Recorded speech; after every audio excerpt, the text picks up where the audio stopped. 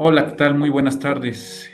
Quiero agradecer muy cumplidamente al Tribunal Superior de Justicia del Estado de México, a su magistrado presidente, el doctor Ricardo Sodi, y a la Escuela Judicial este espacio privilegiado para dirigirme a ustedes.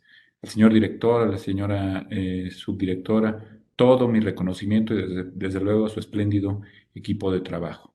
Me han pedido que me refiera a un tema, cualquiera que este pudiera ser, de teoría del derecho. Y yo propuse a la escuela hablar de algo que ciertamente tiene su base teórica, pero que como toda buena teoría jurídica se traduce en una práctica virtuosa, en una práctica procesalmente adecuada de lo que debe ser el cauce que se dé a las situaciones jurídicas varias, no necesariamente procesos o no exclusivamente causas judiciales, sino, vamos a decir, todas las situaciones sociales que en un amplio haz puedan interesar al derecho. Y por eso yo proponía que analizáramos la defensa, la tutela efectiva de los derechos humanos, que obviamente no es una materia teórica o no es exclusivamente teórica, pero desde el prisma de un aparato teórico que se hace cargo de la pluralidad de las fuentes jurídicas en la que nos encontramos hoy por hoy en prácticamente todas las esferas de la práctica del derecho en Occidente. Hoy no podemos hablar de un paradigma monista del derecho, de ese viejo derecho en el que nos formamos prácticamente todos, que reconocía una sola fuente de lo jurídico. Hoy por hoy, el pluralismo se ha impuesto incluso en los textos constitucionales, como tendremos oportunidad de ver en el caso de la Constitución General de la República Mexicana, en el caso de la Constitución del Estado Libre y Soberano de México, lo que encontramos es una apertura hacia muy diversas fuentes. Y esta apertura tiene su base conceptual en dos criterios fundamentales de los que hablaremos en esta tarde. Uno, el criterio pro persona, es decir, el favorecer en todo tiempo a las personas la protección más amplia que pueda corresponder, y para eso hay que irla a buscar en donde pueda estar, en la múltiple y proteica cualidad que tienen las fuentes jurídicas de multiplicarse. Hay que ir a levantar la piedra que se tenga que levantar para encontrar la solución más pro persona, la solución que de manera más amplia favorezca, proteja, tele los derechos de las personas. Y por otro lado, el criterio pro dignitate.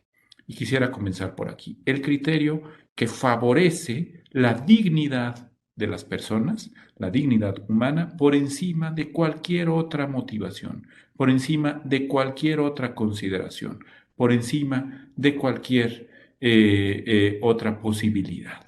Como dijo la ex canciller de la República Federal Alemana, Angela Merkel, cuando hablamos de dignidad no podemos hacer concesiones. Y es precisamente esta imposibilidad de hacer concesiones lo que nos lleva a definir que la cláusula de apertura y cierre de todo nuestro razonamiento constitucional es hoy por hoy la dignidad.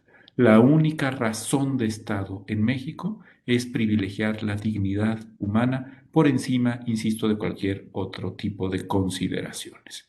Bueno, y esto nos permite hablar de un derecho ya no por reglas, sino por principios.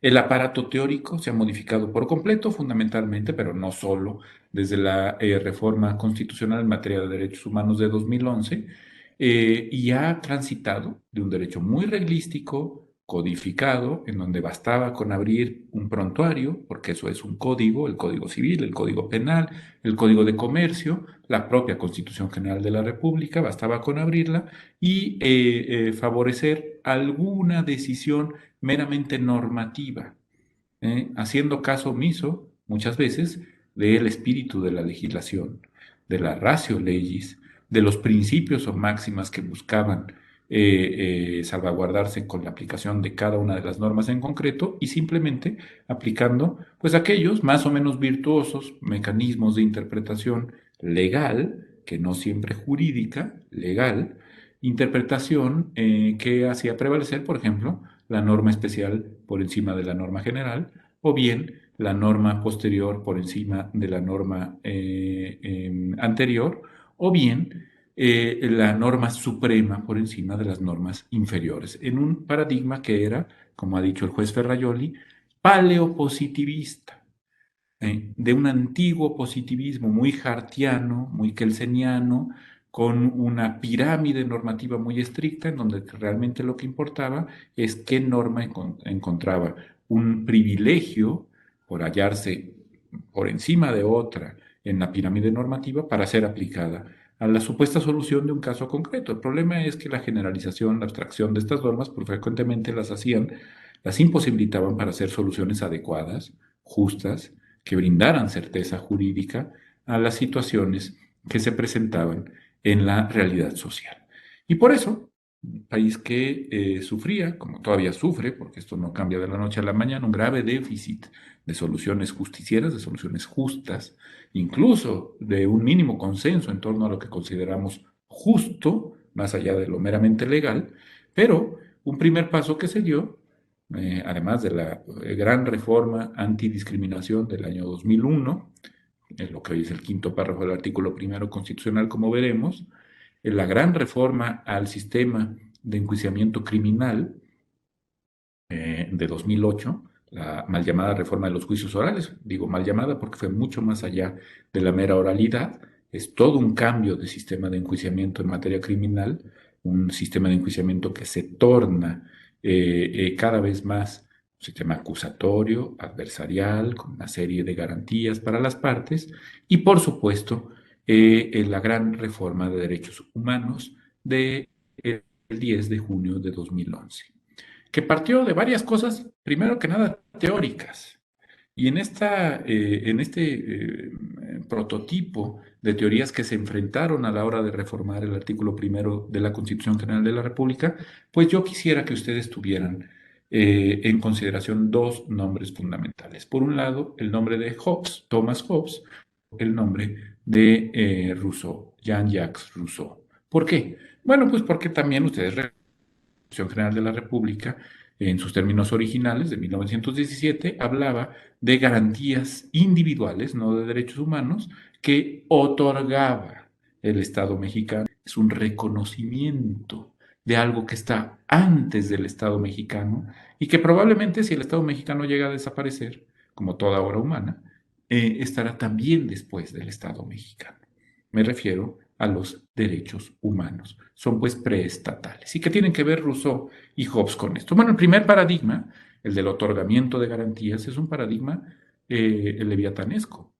Es el esquema de pensamiento de Hobbes, el filósofo de Malmesbury, en su célebre obra El Leviatán. ¿Por qué digo esto? Bueno, Hobbes sostiene que en el estado de naturaleza, en el status nature, los hombres y las mujeres nos estamos comiendo los unos a los otros. Es decir, el hombre es el lobo del otro hombre. El más fuerte se impone necesariamente. No hay más ley que la ley del tesoro, la ley de la selva, la ley del más fuerte. Ujú. Hasta que eso se vuelve insoportable para los individuos que son menos fuertes. Insoportable.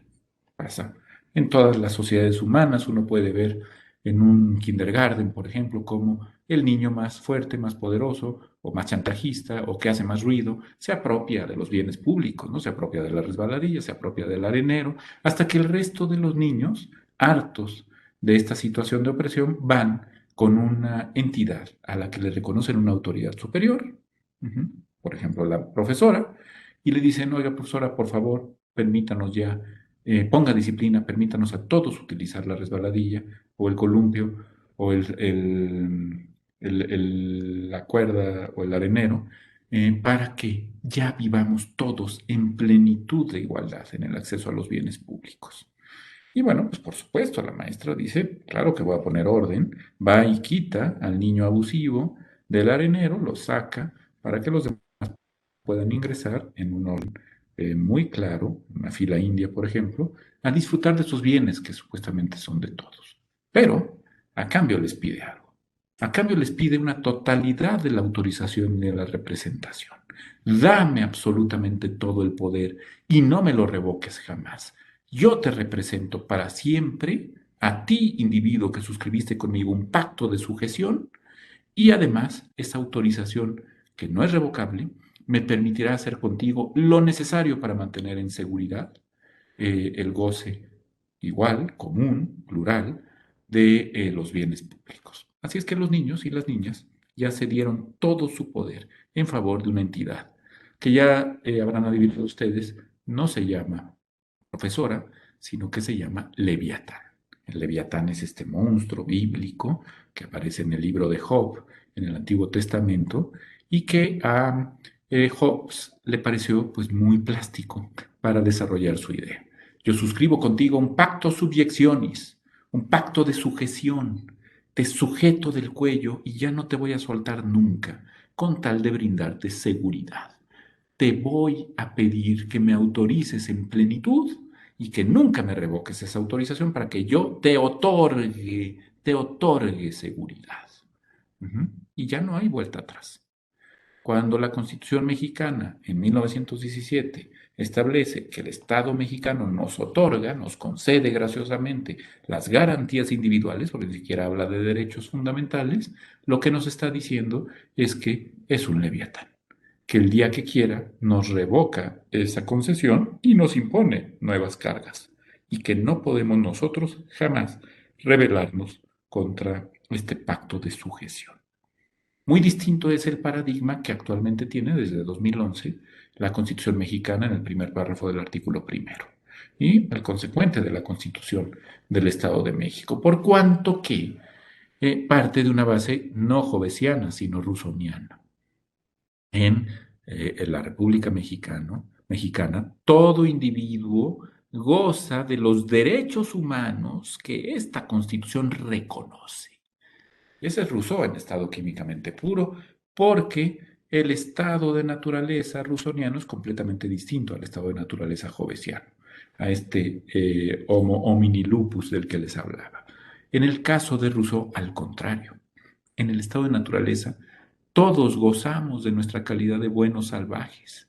Vivimos felices, lo compartimos todo. Nadie ha sido díscolo, nadie ha sido ambicioso ni codicioso, nadie se ha encargado de decir, esta pluma es mía y no es tuya y yo me la quedo y tú quedas excluido de ese goce, sino que por el contrario, en la suerte de algo que después Engels llamaría un comunismo primitivo. En este estado de felicidad estamos, en este paraíso terrenal, nos encontramos hasta el momento en que llega, eh, ¿quién? Pues llega un genio superior a toda admiración y elogio, como dice nuestra acta de independencia, me refiero a la mexicana de 1821, y ese genio, dice Rousseau, funda no solo la propiedad privada, sino que nos expulsa del paraíso. ¿Por qué? Porque dice, no, no, espérate, esta pluma es mía, no es tuya, en dichosa edad y siglos dichosos, dice el Quijote, aquellas en que los antiguos dieron el nombre de dorados, porque no existían las dos nociones de lo tuyo y lo mío. Claro, todo lo compartíamos. En el caso de Rousseau, se da perfecta cuenta que esa ambición de tener propiedad privada nos expulsa del paraíso y nos obliga a suscribir un contrato social, un pacto societatis, ya no subyeccionis, un contrato social mediante el cual autorizamos a una entidad. ¿Qué entidad? Pues una entidad de gobierno a que ponga orden en nuestras relaciones de propiedad. Ujú. A que diga, sí, yo te voy a reconocer ciertos derechos que tú tenías ya en el estado de naturaleza y a garantizarlos con mi potestad para que goces, pues por lo menos de un poquito de la libertad que tenías en plenitud en el estado de naturaleza, para que sigas siendo tantito igual de como eras en el estado de naturaleza, para que goces de tus propiedades, ya no en comunidad, sino privadamente, de tus propiedades particulares, yo te otorgo las garantías. Te reconozco esos derechos, aunque sea un pálido reflejo de lo que tenías en plenitud en el status nature, y los garantizo con mi fuerza de gobierno. Ojo, en este caso el Estado, después de suscribir el contrato social, simplemente reconoce algo que está antes de él. Y como lo reconoce, a diferencia del status nature jovesiano, ya nunca puede desconocer la existencia de esos derechos humanos, no puede retirarlos. Es un reconocimiento de algo que está antes de él y que es superior a él. El Estado mexicano desde la fundamental reforma de 2011, rusonianamente, reconoce y garantiza derechos humanos. Los reconoce como algo preestatal que ya no puede desconocer. Y esto hace toda la diferencia del mundo, porque no autorizamos, como pretendía Hobbes, al Leviatán, sino que formamos gobiernos que tienen por único y exclusivo objeto reconocer y garantizar esas prerrogativas atinentes a la condición humana que estaban antes de los gobiernos y que seguirán estando cuando estos gobiernos desaparezcan o cambien. Eso es lo que dice el primer párrafo del artículo primero constitucional hoy por hoy. Así es que este paradigma rusoniano tenemos que tomarlo como la base teórica de nuestro goce plural, ahorita vamos a ver por qué plural, de derechos humanos. Precisamente es el segundo párrafo el que abre por fin la pesada losa del monismo jurídico y abre la almeja del pluralismo de fuentes. Porque este segundo párrafo se refiere a dos cuestiones fundamentales. El control de la convencionalidad, la incorporación del derecho internacional de los derechos humanos a nuestro propio Estado constitucional y el criterio pro persona, el principio de interpretación conforme a los fundamentos y a los objetivos de toda la Constitución.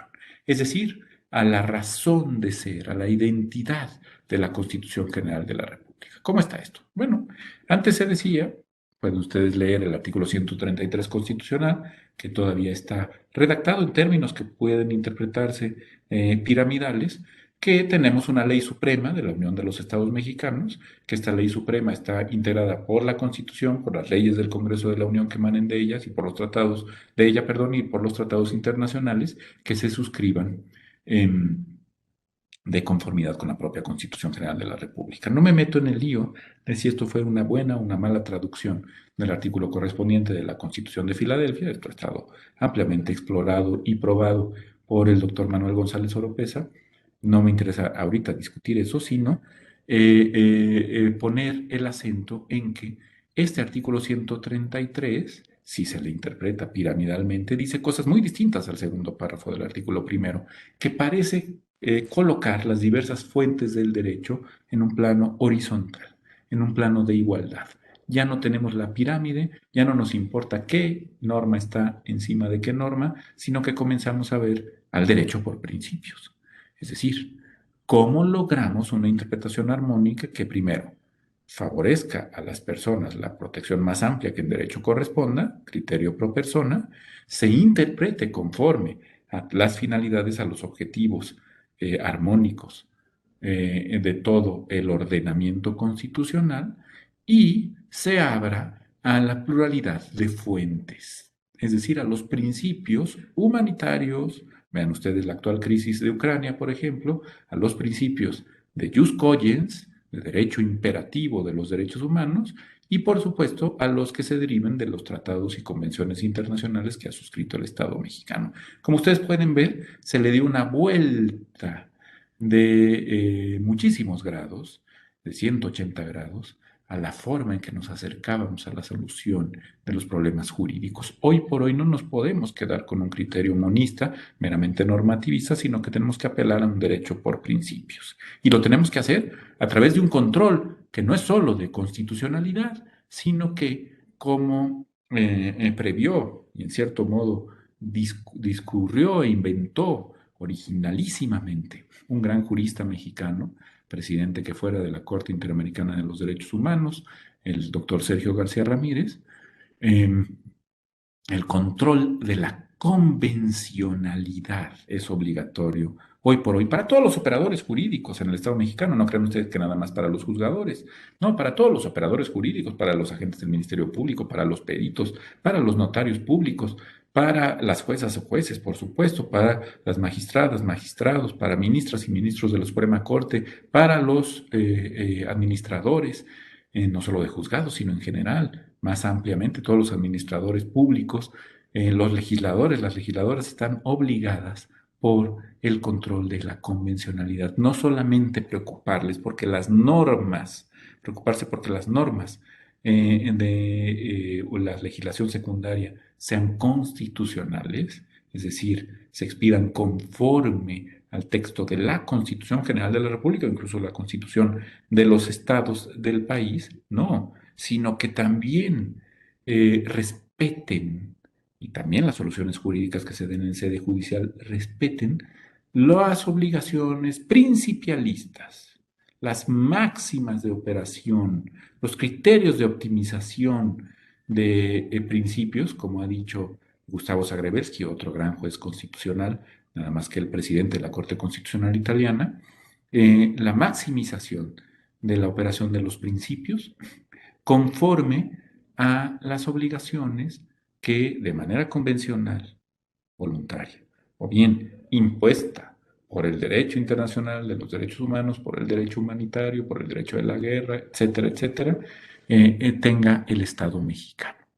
Hoy por hoy no se puede concebir ninguna operación jurídica que no cumpla en nuestro país con ese control de convencionalidad. Un control de convencionalidad que va, obviamente, dialéctica y profundamente entreverado con el criterio pro persona. ¿Por qué? Porque el control de convencionalidad se hace para buscar, y aquí está el pluralismo, la horizontalidad de las fuentes. Si antes nos imaginábamos a al derecho como una pirámide, hoy por hoy tenemos que imaginarlo como si fuera una tlayuda, ¿no?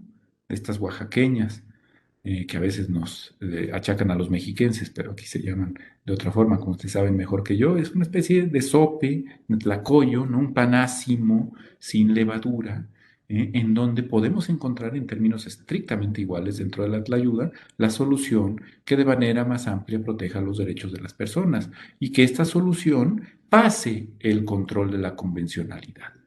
¿Qué quiero decir con esto? Oye, tú encontraste una solución que es más garantista de los derechos humanos en la Constitución General de la República Mexicana. Aplica esa. Si es más garantista que, qué sé yo, el Pacto de Derechos Civiles y Políticos, tienes la obligación de, precisamente por un control de la constitucionalidad y un contraste que se hace entre la norma convencional y la norma constitucional interna mexicana, tienes la obligación de aplicar el principio más garantista, que es el que encontraste en la Constitución de México. Favoreciendo en todo tiempo a las personas la protección más amplia. Esto es el criterio pro persona. Hay que aplicar el principio donde lo encuentres, levantando la piedra que tengas que encontrar en un plano de asunción de una pluralidad enorme de fuentes del derecho. Tienes que buscar la solución más garantista para aplicarla al caso concreto.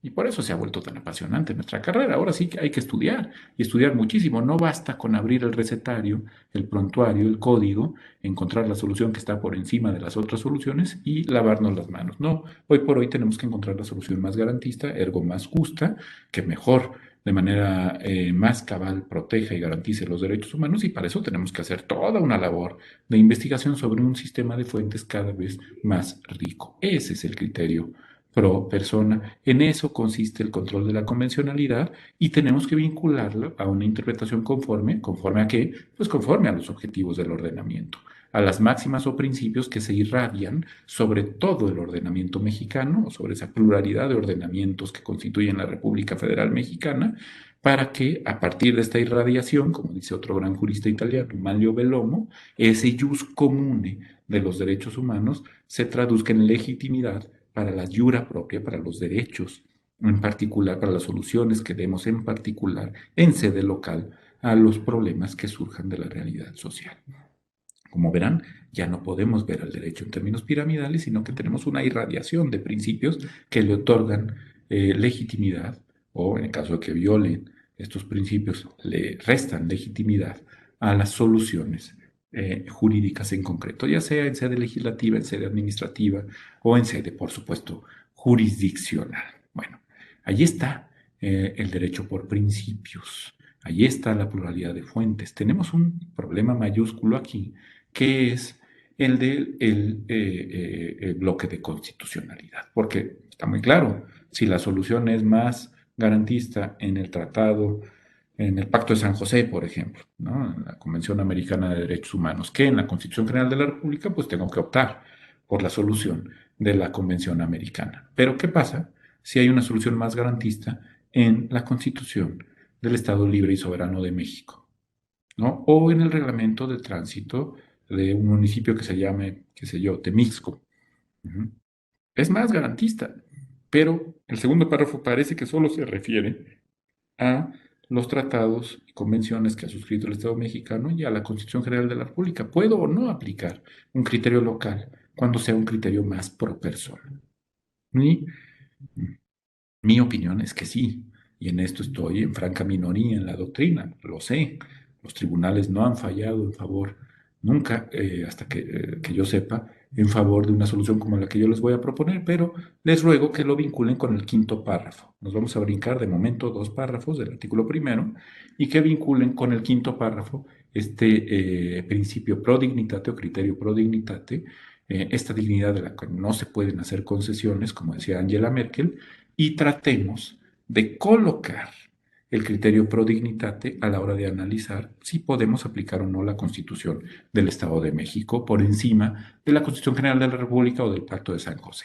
Y yo creo que sí, porque si no aplicas una solución más garantista que conforme a tu fuero competencial te sea aplicable, por ejemplo, estoy en Toluca y cometo un delito o presuntamente cometo un delito y hay en el haz de prerrogativas fundamentales de la Constitución del Estado de México, una solución que sea más garantista que aquella que plantea la Constitución General de la República en su artículo 19, su artículo 20, y no me es aplicado, se me está discriminando.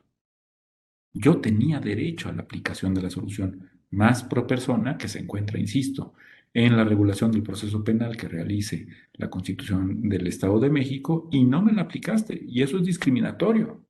Eso está yendo en contra de mi dignidad humana y se traduce en una pérdida o menoscabo de mis derechos fundamentales, que es puntualmente lo que prohíbe desde 2001, 10 años antes de la reforma de 2011, por eso les decía esta gran reforma antidiscriminación, es lo que prescribe el hoy quinto párrafo del artículo primero constitucional, que dice que nadie puede ser discriminado por ninguna razón, por ejemplo, por el origen étnico nacional, por su religión, por su manera de pensar, por su orientación o preferencia sexual, por su sexo, por su género, por su edad, por alguna discapacidad que pueda sufrir, etcétera, etcétera, etcétera, o por cualquier razón que ponga en entredicho su dignidad humana y que se traduzca en una pérdida o menoscabo de derechos humanos.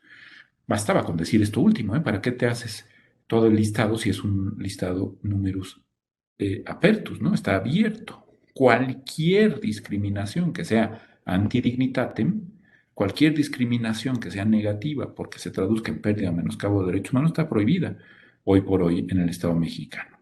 Y como está prohibida, es la única razón de Estado en México. Evitar la discriminación. Es decir, reconocernos en términos de igualdad la idéntica prerrogativa que tenemos como integrantes de la familia humana. Todas y todos quienes integramos esta familia humana, todas y todos quienes tenemos ombligo, para decirlo con André Comte Sponville, tenemos derecho a gozar de las prerrogativas fundamentales de nuestra condición humana. Y el Estado mexicano no existe para otra cosa que para garantizar ese acceso igualitario.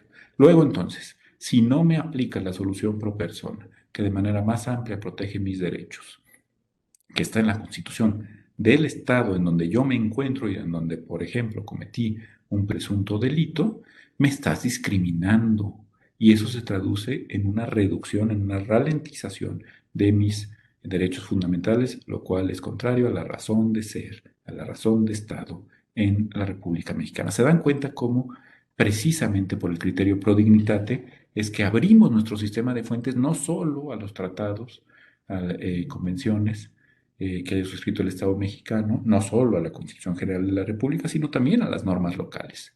Se integran así las constituciones de los estados e incluso, diría yo, pues, el reglamento de policía y buen gobierno de un municipio se integra así al bloque de constitucionalidad porque determina la constitucionalidad, determina la legitimidad de una norma dentro del sistema. ¿Se dan cuenta cómo esta teoría, pues no es tan teórica, tiene ramificaciones como la interpretación conforme, desde luego, prácticas muy importantes.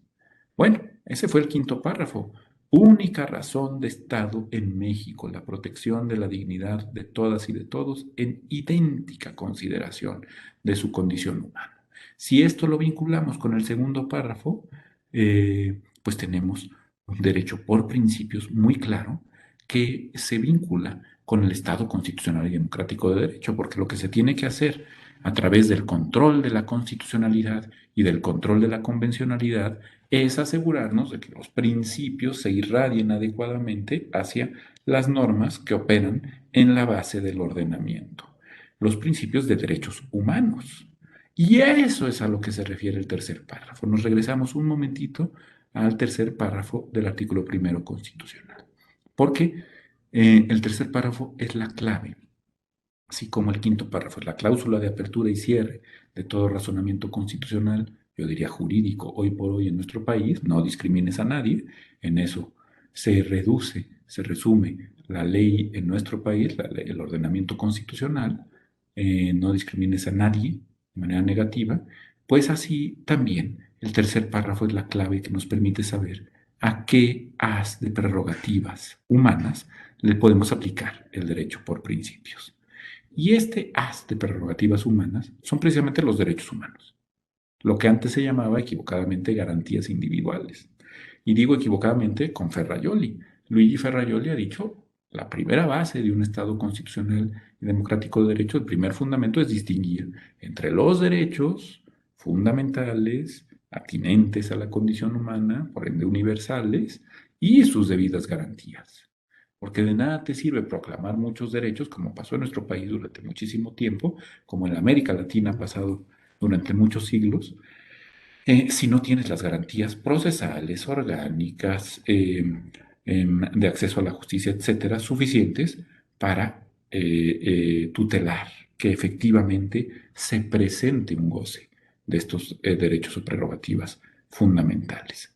Hoy por hoy que distinguimos, gracias a la reforma de 2011, entre derechos y garantías, pues ya sabemos a qué clase de derechos tenemos que aplicarle el control de convencionalidad, la interpretación conforme, el criterio pro persona, el criterio pro dignidad y la prohibición de toda discriminación negativa. ¿A qué derechos? ¿A todos? ¿A mi derecho de propiedad sobre esta pluma? No, no. Y vuelvo a Ferrajoli. Solamente a los derechos humanos.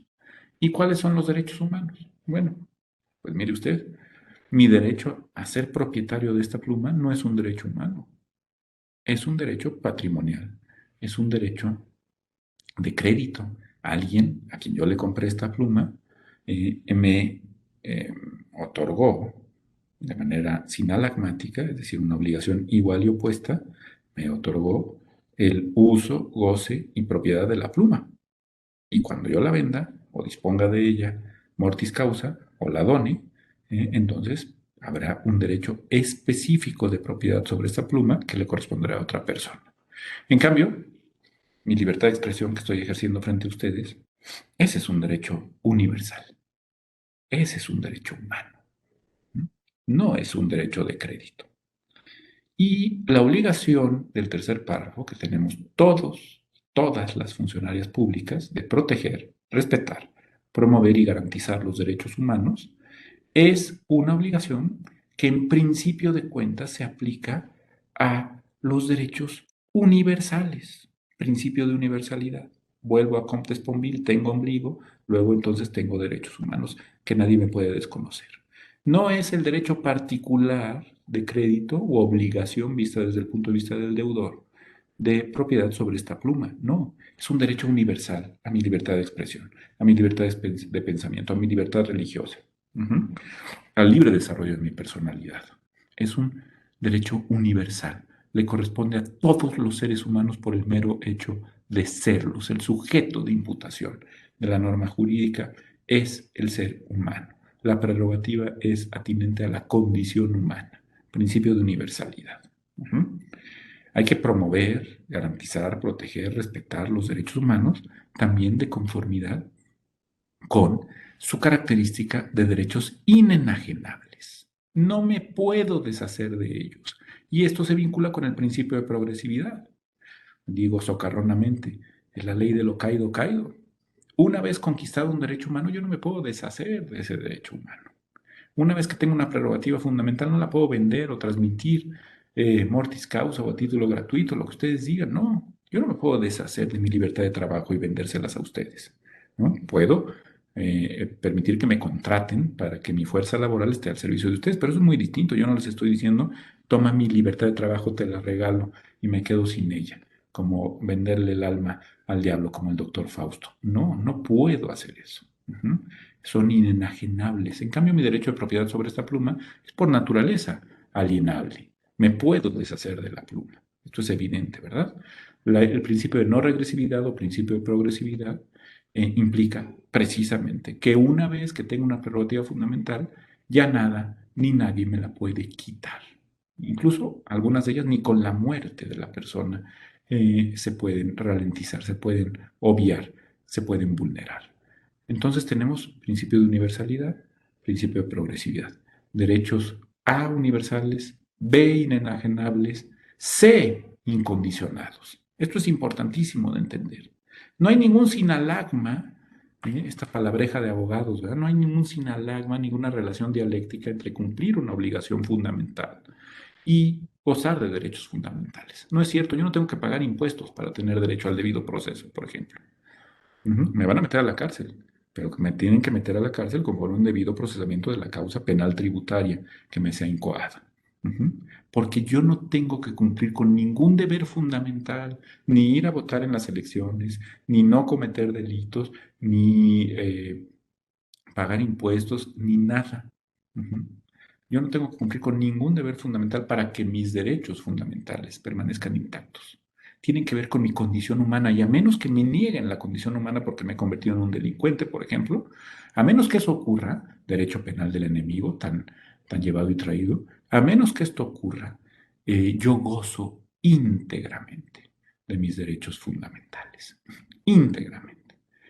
La integridad implica que no están sujetos a modo o condición alguna. No tengo que cumplir con ninguna carga para tener derechos humanos. Los derechos humanos son incondicionados. Incondicionados.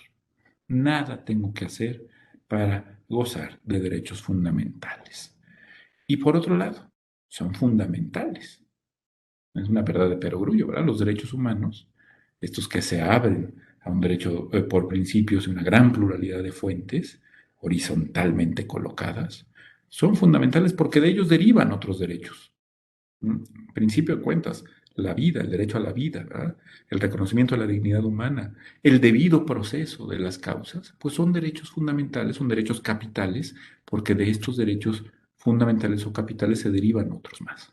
Desde luego son fundamentales porque son trascendentes, son importantísimos para la convivencia humana, son realmente, es inconcebible una sana convivencia humana sin ellos, pero sobre todo porque están en la base, le dan cimiento a los otros derechos.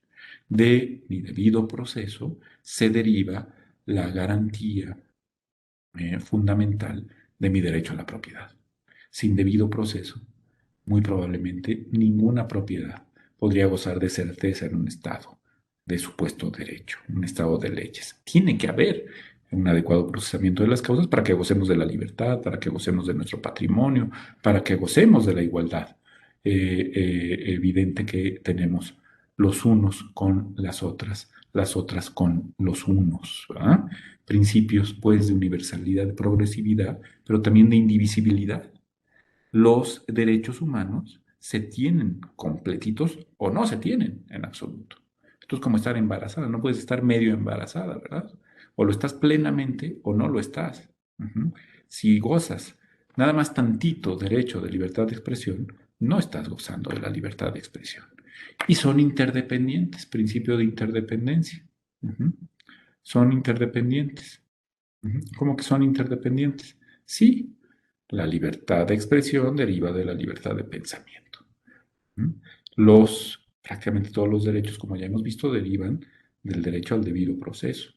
Y esta interdependencia de los derechos nos permite gozar de los derechos fundamentales, todos. de los derechos humanos en su característica de fundamentalidad, porque entonces, como dependen de ellos, ninguna prerrogativa atinente fundamentalmente y universalmente a la condición humana nos puede ser negada. Si me niegas una, me estás negando el resto de las prerrogativas. Así es que, como ustedes pueden ver, este derecho que se ha abierto a las fuentes más plurales del ordenamiento, no solo nacional, sino con ramificaciones supranacionales y subnacionales, incluyendo los sistemas normativos de las comunidades y pueblos originarios de países como los nuestros, en la América anglosajona, en la América hispánica. Bueno, todos esos derechos responden a principios que están hoy por hoy consagrados en el artículo primero constitucional, tercer párrafo. Y si no nos hacemos cargo con seriedad de la universalidad, de la progresividad, de la indivisibilidad y de la interdependencia de los derechos humanos, no vamos a gozar de un Estado constitucional y democrático de derecho. ¿Y cómo se goza de un Estado constitucional y democrático de derecho? Con esto termino. Hay que volver a la vieja definición, el viejo concepto mínimo de constitución que se contenía en el artículo 16 de la Declaración de los Derechos del Hombre y del Ciudadano, del 26 de agosto de 1789, la gran declaración de derechos de la Revolución Francesa, que luego fue sustituida casi de inmediato, pero es otra historia. ¿Cómo que acudir al artículo 16? Sí, toda sociedad en donde no esté garantizada la división de poderes ni tutelados los derechos de los individuos carece de constitución. Entonces, primero que nada, para tener una constitución necesitas tener división de poderes, ejecutivo, legislativo y judicial como mínimo, y también necesitas tener garantía efectiva de los derechos de los individuos, de los derechos de las personas, lo que hemos estado viendo en esta clase. Pero hay una cosa más que se le olvidó a la Revolución Francesa y por eso la Francia se pasó un siglo de pesadilla constitucional, porque no asumió algo que de este lado del Atlántico asumimos muy tempranamente: el control de la regularidad constitucional. Gracias a ese control, que hoy con García Ramírez podemos llamar control también de la regularidad convencional, control de la convencionalidad, gracias a ese control de la constitucionalidad nos aseguramos de que un país goce de división de poderes y de correcta, adecuada garantía de los derechos de las personas que en él habitan o simplemente transitan, transeúntes, migrantes por el país y desde luego que tienen la nacionalidad o la ciudadanía de ese país. Si no tienes estas tres cosas, división de poderes, control de la constitucionalidad y adecuada garantía de los derechos de los individuos, no tienes constitución. Tienes un papelito, como diría la Sal, pues que algo dice de cómo se paran los soldaditos en un campo de batalla, pero nada más. No tienes constitución. Cuidado con no tener constitución, porque entonces ya dejen ustedes que no te abres al pluralismo de fuentes. Ya dejen ustedes que no se tutelan adecuadamente los derechos y las prerrogativas atinentes, fundantes a la condición humana, sino que simple y llanamente no puedes tener un Estado de Derecho. No puedes regular tus relaciones sociales a través del cauce jurídico y por lo tanto no se irradian los principios desde ese sol de un derecho común que es el derecho universal de los derechos humanos hasta la base de la convivencia en el ámbito más local que ustedes puedan imaginarse. Bueno, pues ha sido un placer estar con ustedes, espero haber sido medianamente claro y si no, por supuesto, quedo a sus órdenes siempre en la coordinación de acceso a la justicia del Tribunal Superior de Justicia del Estado de México. De nueva cuenta, muchísimas gracias a quienes presiden este importantísimo órgano jurisdiccional que está por cumplir 200 años, ahora en el año 2025, el Tribunal Superior de esta entidad tan fundamental del Estado mexicano, que es el Estado de México, y por supuesto a la Escuela Judicial por su anfitrionía, por su hospitalidad, para poderme pronunciar frente a ustedes. Que tengan un estupendo curso y les deseo las mejores de las fortunas y el goce de todas las prerrogativas que son correspondientes a nuestra condición humana. Muchísimas gracias.